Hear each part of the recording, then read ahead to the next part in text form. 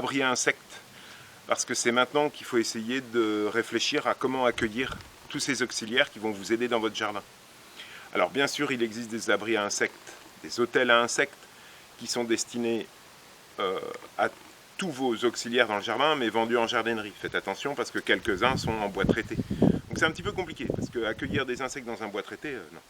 L'idéal, c'est de faire votre hôtel à insectes vous-même, et ça, c'est relativement important. Je répète, on va essayer de concentrer un endroit où tous ces auxiliaires, la larve de coccinelle, la larve de chrysope par exemple, ou les cirfes, ou les abeilles solitaires, vont pouvoir se cacher en hiver, plutôt au sud, où il y a du soleil, okay, pour pouvoir être présents au printemps. Alors, dans les auxiliaires, il y en a plein. Vous avez donc des auxiliaires qui sont des prédateurs, comme la larve de coccinelle qui va manger vos pucerons. Vous avez tout ce qui est animaux qui vont polliniser vos plantes, donc les pollinisateurs, plutôt des abeilles. Sachez qu'on va essayer d'attirer des abeilles sauvages, qui sont beaucoup plus nombreuses que nos abeilles domestiques, et qui travaillent beaucoup plus que ces abeilles domestiques. Donc on va chercher à avoir des abeilles sauvages. Et puis on va aussi attirer, pourquoi pas des hérissons, pourquoi pas les chauves-souris. Il y a plein de mammifères qui vont pouvoir nous aider dans le jardin. Alors, comment on a fait? Première chose, c'est se baser sur un muret de pierre sèche. Ici, vous avez plusieurs endroits où vous pouvez observer. La végétation s'est installée, mais les pierres ont été montées sans chose, sans ciment, juste avec la terre derrière. On appelle ça une pyramide à insectes. Regardez sur internet. Et moi, je me suis appuyé là-dessus pour pouvoir mettre tout mon petit bordel. Ça veut dire que je veux du fouillis dans mon jardin pour que ces insectes, voire les petits orvets, voire les petits lézards qui vont aussi manger et réguler dans mon jardin, trouvent des cachettes. Alors des cachettes, vous en avez plein.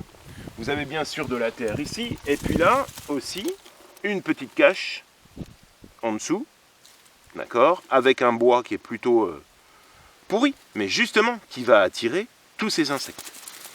Ici, des pots avec de la mousse pour mes petites mésanges qui viendront chercher ça pour leur nid, des vieilles cordes, bien au sud, et puis là, dans ces briques-là, qui vont retenir la chaleur, je mets des déchets de taille, mais avec ce qu'on appelle des végétaux qui ont du bois creux et qui ont de la moelle. Alors je vous montre, plusieurs exemples sont possibles. On a par exemple une branche de sureau que je viens de tailler, okay, donc ce qu'on connaît bien en campagne, vous en avez plein. Et bien ce sureau, à l'intérieur, vous avez du bois qui est dur et du bois avec moelle.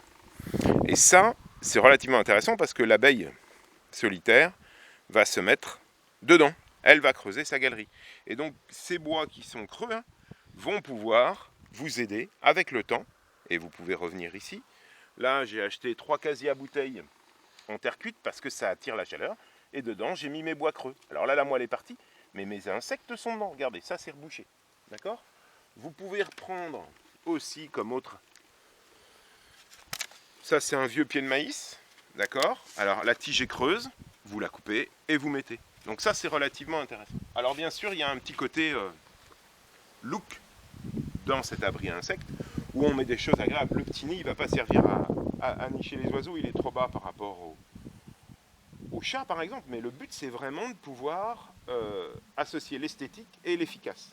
Ici, des pots de terre retournés. Si vous regardez mes vidéos, quelquefois, là j'en ai pas encore, mais elles vont arriver, des guêpes solitaires qui viennent dedans. Une tuile, bien sûr, parce qu'il faut quand même que ce soit au sec. Des petites branches, de la mousse. Ici, tout simple, une souche.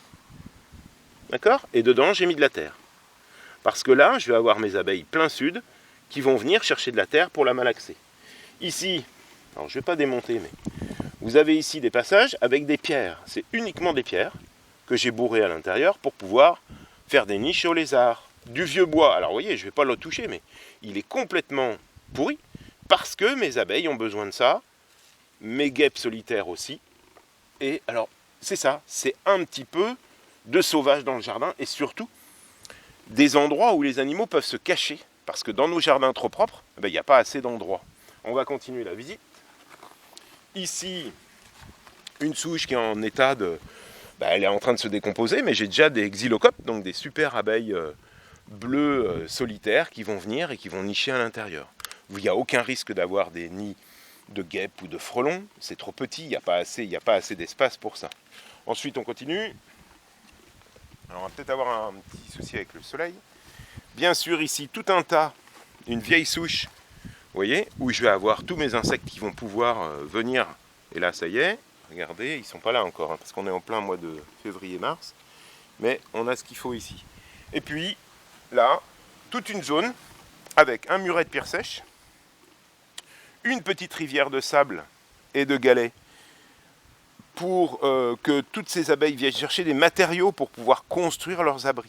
Et vous voyez aussi l'intérêt, c'est que de l'autre côté, elles peuvent rentrer des deux côtés. Côté soleil, en général, et puis là, côté plutôt est, où on va avoir un abri, puisque je vais avoir un petit peu moins d'eau. Et là, j'ai un puits.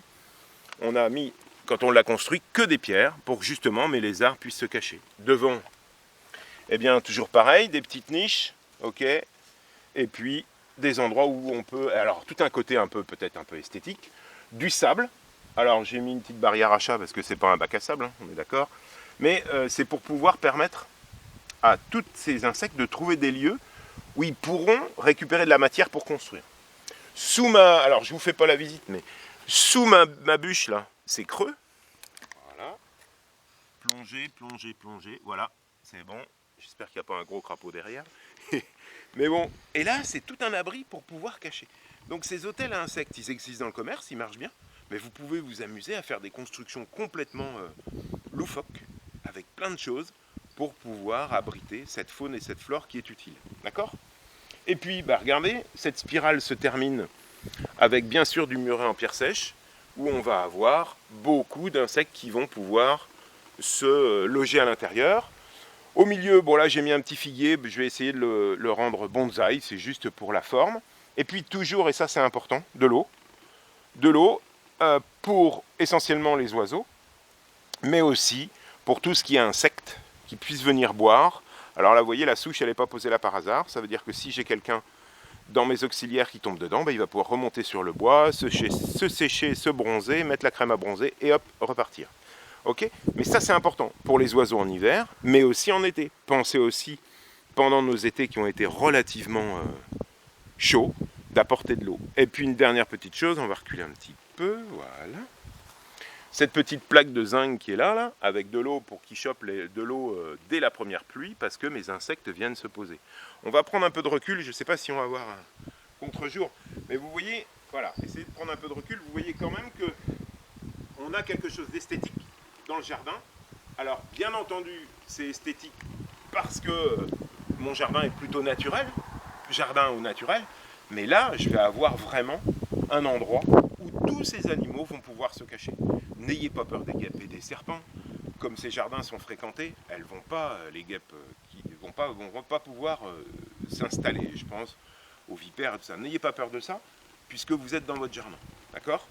Mais là, tout ce petit fouillis, et amusez-vous avec les enfants à caler, à trouver des déchets, des graines, des enveloppes. Regardez une dernière petite chose. Ici, une courge gourde.